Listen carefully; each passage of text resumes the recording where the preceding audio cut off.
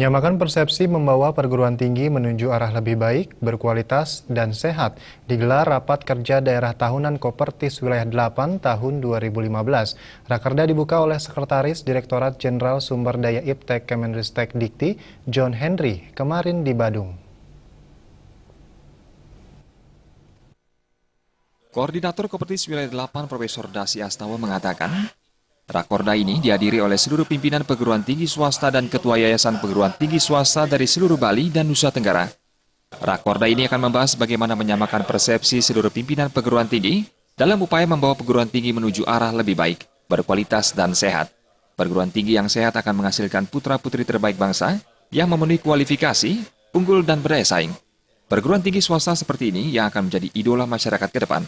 Lebih lanjut, Profesor Dasi Astawa mengatakan, dalam Rakorda ini, perguruan tinggi swasta didorong agar mengakreditasi program-program studinya. Diharapkan tidak ada lagi program studi yang belum terakreditasi. Diakui, saat ini masih ada beberapa program studi di perguruan tinggi swasta belum terakreditasi. Kendala yang paling banyak ditemui adalah masalah sumber daya manusia. Rakorda ini diharapkan mampu menyelesaikan masalah ini. Ada beberapa PTS yang kategori tidak sehat karena ada 8 kriteria tidak sehat. Misalnya kalau konflik antar yayasan termasuk tidak sehat. Atau membuka kelas jauh termasuk juga tidak sehat. PDPT-nya tidak bagus termasuk tidak sehat. SPMI atau sistem penjaminan mutu internya tidak bagus, tidak sehat. Pelaksanaan tridharma perguruan tingginya tidak bagus termasuk tidak sehat. Jadi ada beberapa hal termasuk mungkin badan penyelenggaranya harus memiliki namanya badan hukum yaitu Kedepkumham. Jadi masih banyak syarat-syarat yang harus dilakukan supaya benar-benar PTS ini menjadi sebuah perguruan tinggi yang diidamkan oleh masyarakat. Jadi masyarakat jangan sampai salah memilih kan karena PTS yang misalnya kurang sehat dan lain sebagainya. Jadi itulah yang kita harapkan dalam rakor ini supaya ada persamaan persepsi untuk membawa PTS ke arah yang lebih baik di masa yang akan datang.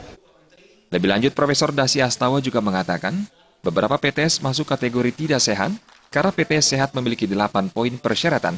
Bila pimpinan PTS terlibat konflik dengan pihak yayasan, PTS bersangkutan tergolong tidak sehat.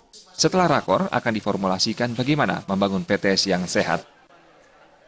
Setelah rakor ini kita akan membuat berbagai macam formulasi-formulasi. Salah satunya adalah bagaimana membangun suatu PTS yang sehat di Komisi A, yang Komisi B adalah bagaimana membangun atau menciptakan lulusan yang unggul dan berdaya saing, inovatif, kreatif, produktif. Yang Komisi 3 adalah bagaimana merumuskan suatu masalah, bagaimana merumuskan suatu strategi agar masalah-masalah di PTS dapat dengan segera diatasi, tidak lagi memunculkan masalah-masalah seperti konflik dan lain sebagainya. Sedangkan komisi yang keempat adalah bagaimana kita membuat suatu rekomendasi yang kita tujukan kepada pimpinan pada pemerintah agar PTS ini sebagai partner pemerintah dalam membangun SDM yang berkualitas benar-benar dibina, benar-benar dikendalikan, benar-benar diawasi serta tidak lupa dibantu dalam rangka untuk mencapai perguruan tinggi sebagaimana diharapkan oleh masyarakat sebagian besar. Dukungan pemerintah terhadap perguruan tinggi swasta juga sangat tinggi. Hal ini terbukti dari penyediaan fasilitas sarana dan prasarana, sehingga antara pemerintah dan PTS terjalin sinergi yang baik. Adi Setiawan dan Artaya, Bali.